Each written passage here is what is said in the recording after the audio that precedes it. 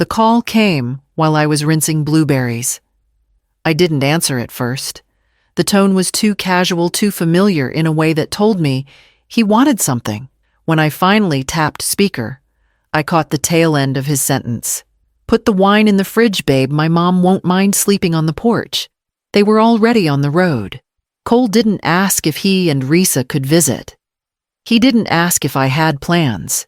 He didn't ask anything at all. Just like he hadn't asked how I was when I moved into this house 6 months ago.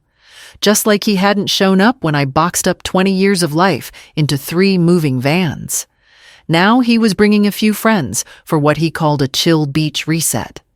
I knew what that meant. Loud music sand tracked across my hardwood floors, and strangers lounging in rooms I hadn't even finished decorating. I looked at the coffee mug sitting by the sink, the one the staff gave me when I retired. Principal Stratton printed in neat navy letters. I used to think that meant something to Cole. I used to believe he saw how hard I worked to give him stability. The truth hit harder now. He didn't call to connect. He called because he assumed I'd say yes, because he thought I'd step aside, sleep on the porch if needed. The porch I scrubbed clean last fall. The one with the rocking chair I bought after my last day of work when I told myself I'd finally rest. He hadn't been here once. And now, somehow, it was his to divide. His voice still echoed in my ear. She won't mind. He was wrong, and I had just enough time to show him. That night I sat at the kitchen table with my phone face down, pretending I could ignore the ache in my chest. The waves outside were steady calm, the kind of rhythm I had dreamed of when I left the city behind. I thought peace was something you could buy if you saved long enough. Turns out you can only rent it until someone decides they want your view. I unlocked the phone again. Risa's post was everywhere by now, tagged, shared, commented on. Beach week coming up. Manifesting in-law luxury. The photo wasn't my house, but it might as well have been. Same pale walls, same sea-colored bedding, even the same kind of window latch I'd chosen myself. Someone commented, "Is that your room?" She replied with a wink. Another wrote, "Does she even know?" Risa's answer came with a laughing emoji and a line that burned itself into my head. "She'll be fine. We'll make it work." They were planning a vacation, not a visit. I set the phone down and looked at the photo again, the resemblance too sharp to ignore. I remembered the day I painted that bedroom, the roller heavy in my hand, the quiet hum of a radio playing old songs. I laid the floorboards one tile at a time, knees sore, but proud of every inch. That room had been the first space in years that felt like mine. And now it was an accessory in someone else's fantasy. Tomorrow I'd start making calls. I bent down and pulled back the small rug in the corner of my bedroom closet. The floor safe clicked open with a turn and a hard tug, like always. Inside, wrapped in a folder I hadn't touched since the closing, was the deed. My name and mine alone. The house wasn't in my personal name, not directly. Years ago, a retired math teacher turned financial planner convinced me to place it under an LLC, said it would protect me long term. I didn't understand then just how right she was. I flipped through the trust paperwork. No room for ambiguity. No shared ownership. No inheritance clauses. No automatic transfers. No loopholes. I closed the folder and placed it gently on the table. For a long time I'd been quiet because I thought that was grace. But now I saw what it looked like from the outside surrender. I picked up the phone. The lawyer's voice was calm, reassuring. She'd handle anything if needed trespassing insurance protection. "Just let me know," she said. Next was the cleaning service. I told them to come that afternoon and remove all extra linens, spare pillows, anything that could make a guest feel comfortable. Minimalist reset, I said. No exceptions. Then I called the local equine rescue center. We'd spoken before I'd donated to their fundraiser last year. Would the barn out back be usable for overflow stabling this summer, I asked. And finally, I booked a room at the Windhaven Inn, 10 minutes up the road. Oceanfront. Quiet. 2 nights, maybe 3. Just enough distance. I stood in the middle of my living room and looked around. This was supposed to be a home where I could finally rest, finally think, finally have silence. And now it would be. I went to the hallway, pulled out the supply bin, and took down the welcome sign. They arrived right on time. The cleaning crew, 2 women with practiced hands and no questions. I offered coffee. They declined. Within minutes, they were stripping beds, boxing up throw blankets, folding every spare towel into crisp rectangles, and placing them in storage. I asked them to leave only 1 towel in each bathroom. No spares, no indulgence.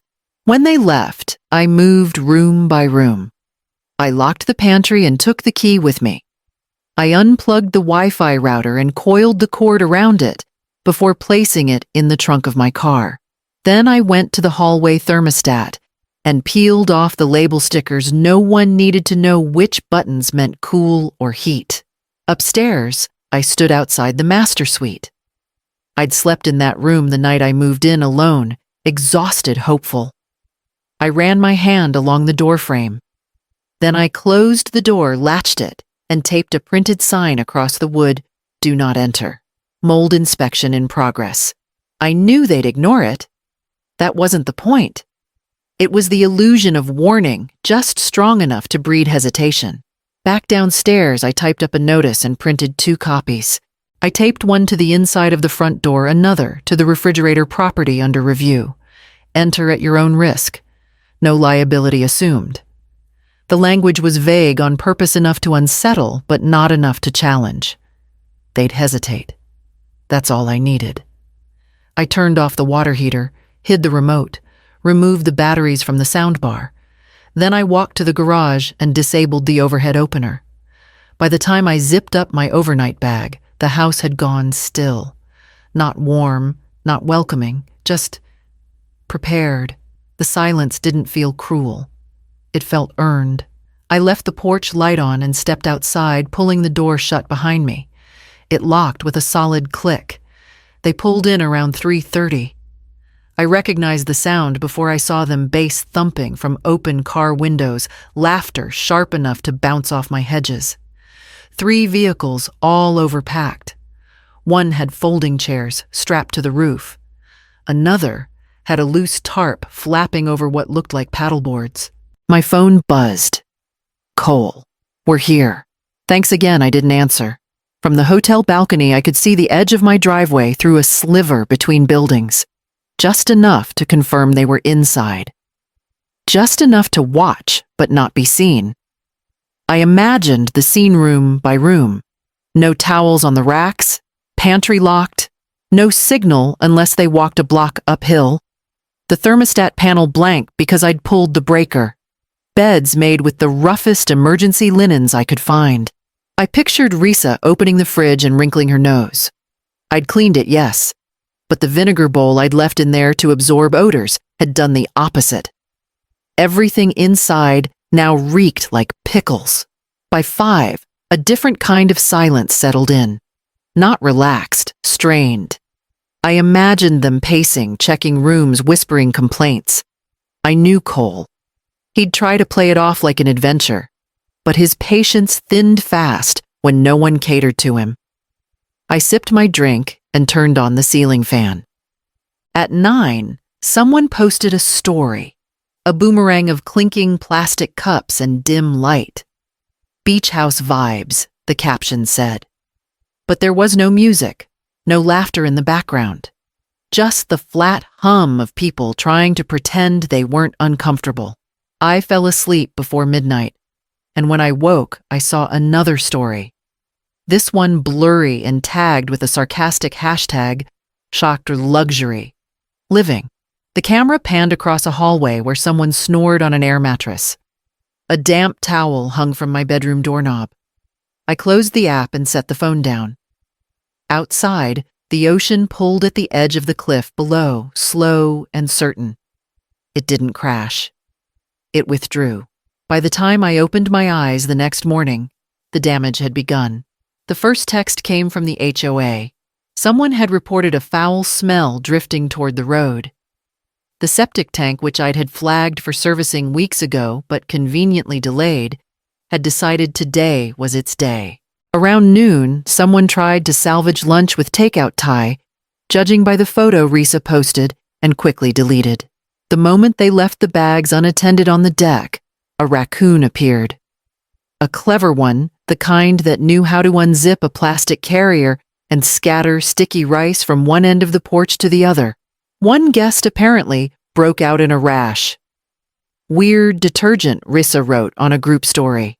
I recognized the guest from Cole's old college crew. She once threw up in my hibiscus plant during a barbecue. Funny how she still made herself at home.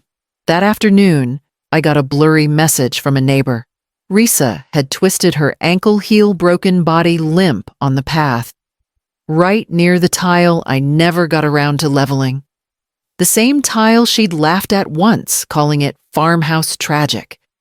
By dinner, they'd started arguing. Someone wanted to clean. Someone else refused. Someone brought up a lost key. Cole had always hated mess, especially when it wasn't his. He called it 6:47 p. Mep sharp. The edge in his voice was no longer polite. "Where are you?" I held the phone close enough to hear the chaos in the background doors slamming. Someone sighing a faint buzz of a fly trapped near a window. I answered quietly. "Is the porch still mine?" Then I hung up. At 2 a.m, the smoke alarm went off. Not from smoke. From dust, maybe. Or humidity. Or just spite. The house had its ways. No one slept.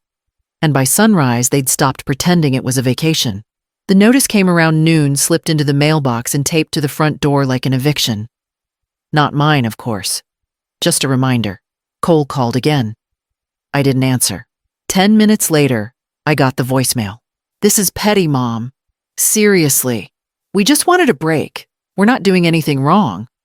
I played it twice. Not once did he say sorry. Not once did he ask if I was okay. I pressed delete and let the silence return.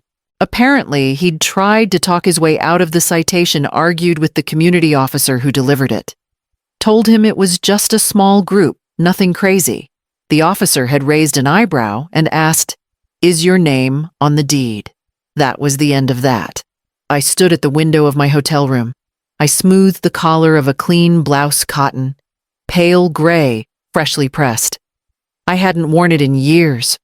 Retirement didn't ask much of wardrobe, but clarity did. At the desk, I opened my laptop. I already knew the site. I'd bookmarked it months ago before I even bought the house. A retreat space for female veterans, those recovering from surgery's trauma transition. They needed quiet, privacy, air that smelled like salt, not bleach.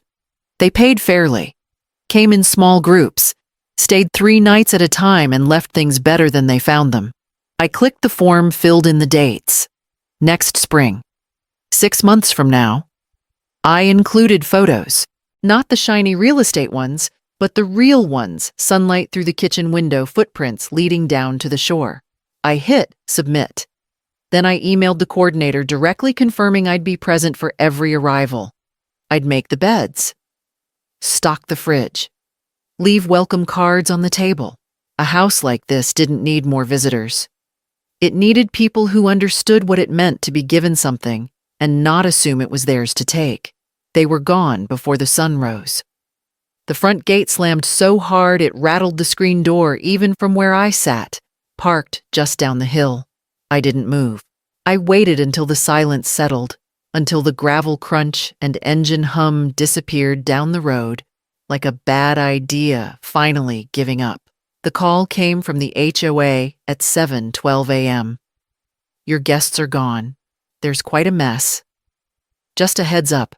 I thanked them, hung up, and finished my tea. I didn't rush. I waited until noon before driving home. The smell hit me before I even opened the front door. Coconut sunscreen, greasy takeout, and something burnt.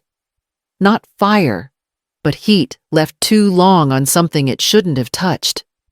The air mattress was slumped in the hallway, deflated, and dragged like a carcass. The guest towels were missing. A lone sock bobbed in the toilet like it had drowned trying to escape. Trash bags sagged on the deck, tied poorly, leaking.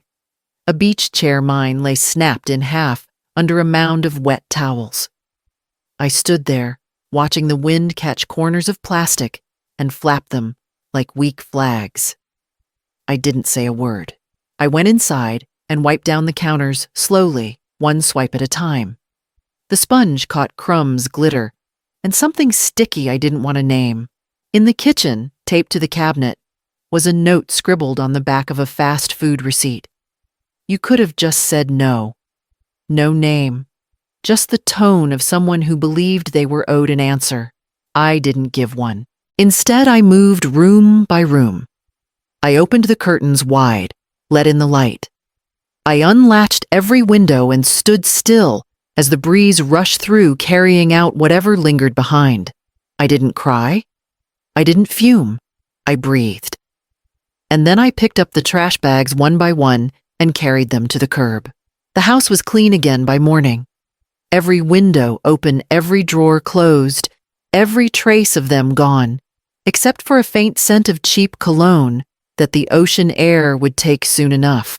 I sat at the kitchen table with a stack of papers, a cup of cold coffee, and the resolve that always came when I had something to sign. I opened my laptop and pulled up the documents my attorney had sent months ago. Drafts I'd never finalized because I still thought there was room for trust. Not anymore. The cursor blinked in the empty signature field. I typed my name once slowly, then saved the file. The beach house was now part of a protective land use trust. Legally untouchable. It couldn't be sold, borrowed against, or passed to anyone who saw it as a convenience. I printed the confirmation, signed the hard copy with steady hands, and scanned it back to my attorney. Make it airtight, I wrote in the email. No co-signers, no amendments. She replied almost instantly. Understood. It's done. I went to the fireproof box in my closet and pulled out my will. The old version had Cole listed back when I believed legacy meant blood. I crossed out his name with a firm line and wrote in another Ava Kim. She had been my student 20 years ago, the one who stayed after class to ask about coral bleaching, who sent me postcards from every research trip. She'd written last Christmas to say she still kept the essay I graded with "never stop asking why" in red ink. She would understand this house. She would protect it. I placed the new will in a fresh envelope and sealed it. No message. No explanation. Some things didn't need to be spoken to become final. I turned off the laptop, folded the deed into the file, and carried everything to the safe in the closet. When I closed it, the click was sharp, clean and absolute. Then I walked to the porch and opened the door to the sea. The morning was still when I stepped onto the deck, coffee warm in my hands. No wind, no voices, just the slow hush of the tide pulling away from shore. I stood there a while, not thinking, just letting the quiet settle where noise used to live. The guest room needed repainting. The wall still had a faint scuff from a suitcase wheel and a chipped corner where someone must have bumped the nightstand. I taped the trim, stirred the can myself, and took my time with each brushstroke. Soft white, clean and bright, the kind that didn't ask for approval. I found the note Risa left tucked under the fruit bowl. I hadn't seen it earlier, or maybe I had, and just wasn't ready. Her handwriting was careless, the message vague. No apology. Just the same deflection. You could have said no. I took it outside and burned it in a shallow dish on the deck railing, watching the edges curl and disappear into ash. The wine glasses, 3 of them chipped, one smeared with lipstick, I boxed up for donation. Let someone else toast to whatever they thought they'd earned. By the front door hung a small chalkboard, the kind I used to write reminders on when I first moved in. This time, I wrote something different. This house is not a vacation. It is not a gift. It is not a lesson. It's where I get to live in peace. I stood back, looked at the words for a long time, then set the chalk down. Before night fell, I closed every window, swept the last of the sand from the hallway, and turned the porch light off. Then I locked the door from the inside. No one would be arriving without asking again. Not here, not ever. And for the first time since I signed the papers, I felt it. The house wasn't waiting to be claimed. It already was.